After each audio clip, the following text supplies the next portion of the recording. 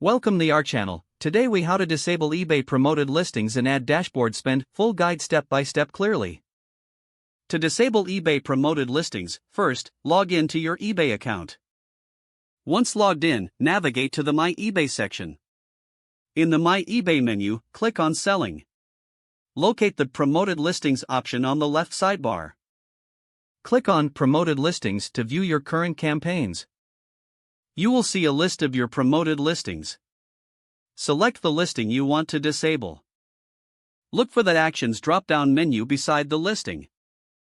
Click on Actions and then choose End Campaign. Confirm your choice to end the promoted listing campaign. Next, to disable the Add Dashboard Spend, go back to the Selling section in My eBay.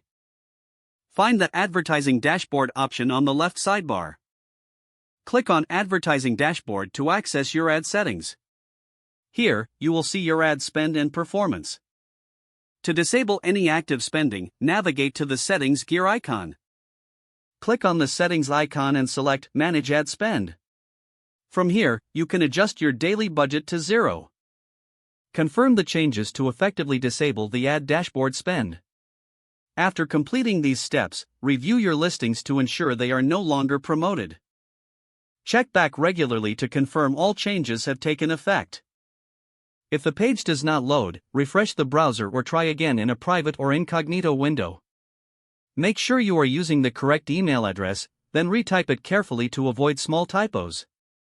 If your password is not accepted, use the Reset option and create a new strong password you can remember.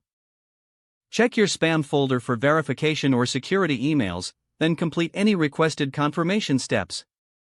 Enable two-factor authentication if available to improve account security and reduce unauthorized access risk. After signing in, review your profile details so your contact information and settings are accurate and current. If you see an error message, note it down and try again after restarting your device and internet connection. Log out when you finish, especially on shared devices, to keep your account and payment information secure.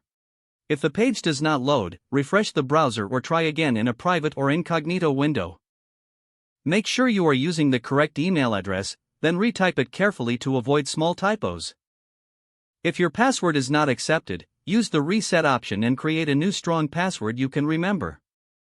Don't forget to like this video and subscribe to our channel for more step-by-step tech guides.